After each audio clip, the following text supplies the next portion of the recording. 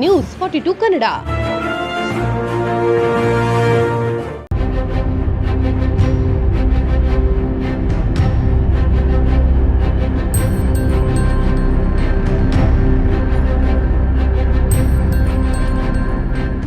ಪತ್ರಿಕಾಗೋಷ್ಠಿಯ ವಿಚಾರ ಅಂದರೆ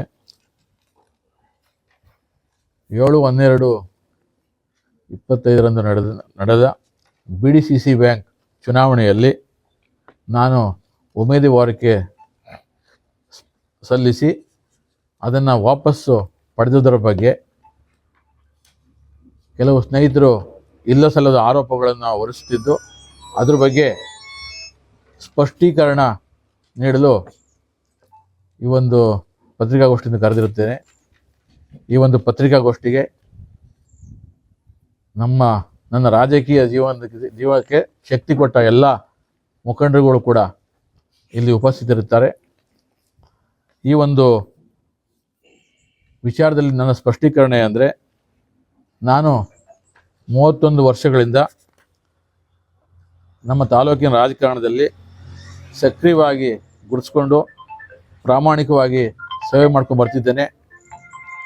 ನಾನು ರಾಮನಗರ ತಾಲೂಕ್ ಪಂಚಾಯಿತಿ ಸದಸ್ಯನಾಗಿ, ಪ್ರಭಾರ ಅಧ್ಯಕ್ಷನಾಗಿ, 2 ಸಾರಿ BDCC ಬ್ಯಾಂಕ್ ನಿರ್ದೇಶಕನಾಗಿ ಪ್ರಾಮಾಣಿಕವಾಗಿ ಕೆಲಸ ಮಾಡಿದ್ದೇನೆ. ಜೊತೆಗೆ ನನ್ನದೇ ಆದ ರೀತಿಯಲ್ಲಿ ಶೋಷಿತರು ಬಡವರ ಪರವಾಗಿ ಕೆಲಸ ಮಾಡ್ಕೊಂಡು ಬಂದಿದ್ದೇನೆ. ಇತ್ತೀಚೆಗೆ ನಡೆದ BDCC ಬ್ಯಾಂಕ್ ಚುನಾವಣೆಯಲ್ಲಿ ಬೆಂಗಳೂರು ದಕ್ಷಿಣ ಕ್ಷೇತ್ರದಿಂದ BDCC ಬ್ಯಾಂಕ್ ನಿರ್ದೇಶಕ ಸ್ಥಾನಕ್ಕೆ ಅರ್ಜಿ ಸಲ್ಲಿಸಿದ್ದು, ಆ ಒಂದು ವಿಚಾರದಲ್ಲಿ ನನ್ನ ಕೆಲವು ಸ್ನೇಹಿತರು ಹಿರಿಯರ ಜೊತೆ ಮಾತನಾಡಿ ಬ್ಯಾಂಕಿನ ಚುನಾವಣೆಯ ಸಾಧಕ ಬಾಧಕಗಳ ಬಗ್ಗೆ ಚರ್ಚಿಸಿ ನನ್ನ ನಾಮಪತ್ರವನ್ನು ವಾಪಸ್ ಪಡೆದಿರುತ್ತೇನೆ. ಈ ಒಂದು ವಿಚಾರ ಬಳಸಿಕೊಂಡು ನನ್ನ ಮೇಲೆ ಇಲ್ಲಸಲ್ಲದ ಆರೋಪ ಹೊರಿಸುತ್ತಿದ್ದು ನನ್ನ ತೇಜೋವಧೆ ಮಾಡುತ್ತದೆ ಬರ್ತಿದ್ದಾರೆ.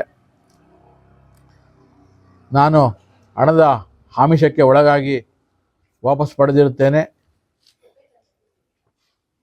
BDCC ಬ್ಯಾಂಕ್ ಚುನಾವಣೆಗೆ ಸ್ಪರ್ಧಿಸಿರುವ ಅಭ್ಯರ್ಥಿಯಿಂದ 1 ಕೋಟಿ ರೂಪಾಯಿ ಹಣ ಪಡೆದು ನಾಮಪತ್ರವನ್ನು ವಾಪಸ್ ತೆಗೆದುಕೊಂಡಿದ್ದೇನೆ ಎಂದು ಅಪಪ್ರಚಾರ ಮಾಡುತ್ತಿದ್ದಾರೆ. ನನ್ನ ರಾಜಕೀಯ ಜೀವನದಲ್ಲಿ ಅಂಥ ಹೀನ ಕೆಲಸ ಮಾಡಿಲ್ಲ. ನಾನು ಹಣ ಪಡೆದು ನಾಮಪತ್ರ ವಾಪಸ್ ಪಡೆದಿದ್ದೇನೆ ಎಂದು ಹೇಳೋರು ಅದನ್ನು ಸಾಬೀತುಪಡಿಸಲಿ. ಈ ರೀತಿ ಸುಳ್ಳು ಸುದ್ದಿ ಹಬ್ಬಿಸಿ ನನ್ನ ಚಾರಿತ್ರ್ಯಹರಣ ಮಾಡ್ತಾವ್ರೆ. ಈ ಒಂದು ವಿಚಾರದ ಬಗ್ಗೆ ನಾನು ಧರ್ಮಸ್ಥಳದ ಮಂಜುನಾಥ ಸ್ವಾಮಿ ಹತ್ರ ಆಗಲಿ, ಇಲ್ಲ ಚಾಮುಂಡೇಶ್ವರಿ ತಾಯಿ ಮೇಲೆ ಹಣೆ ಮಾಡಿ ಪ್ರಮಾಣ ಮಾಡಿ ಹೇಳ್ತೀನಿ, ನಾನು ಯಾವುದೇ ಹಣ ಪಡೆದಿಲ್ಲ. ಇಲ್ಲ ನನ್ನ ವಿರುದ್ಧ ಸುಳ್ಳು ಸುದ್ದಿ ಹಬ್ಬಿಸೋರು ಬಂದು ಅವರು ಕೂಡ ಇದೇ ರೀತಿ ಪ್ರಮಾಣ ಮಾಡಲಿ.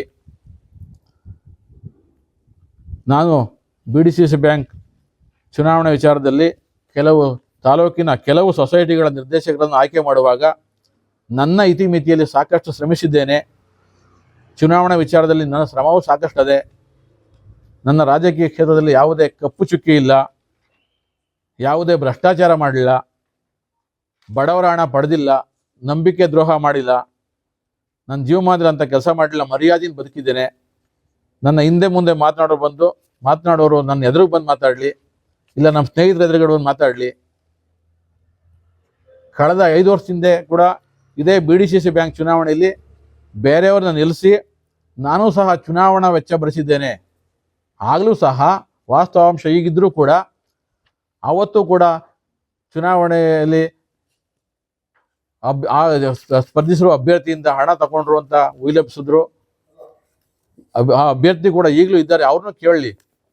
ಚುನಾವಣೆಯಲ್ಲಿ ನಾನೇ ಅವ್ರ ಪರವಾಗಿ ನಾನೇ ನಮ್ಮ ಕೆಲವು ಸೊಸೈಟಿಗಳ ವಿಚಾರದಲ್ಲಿ ನಾನೇ ಕೂಡ ಹಣ ಭರಿಸಿದ್ದೀನಿ. ನಾನು ನನ್ನ ರಾಜಕೀಯದಲ್ಲಿ ನನ್ನ ಅಸ್ತಿತ್ವ ಉಳಿಸಿಕೊಳ್ಳಲು ನನ್ನ ಹಣ, ಆಸ್ತಿ, ಆಯುಸ್ಸು ಕಳೆದುಕೊಂಡಿದ್ದೇನೆ ವಿನಃ ಕುಡಿತ, ಜೂಜು, ಮೋಜಿಗೆ ಹಣ ಕಳೆದುಕೊಂಡಿಲ್ಲ.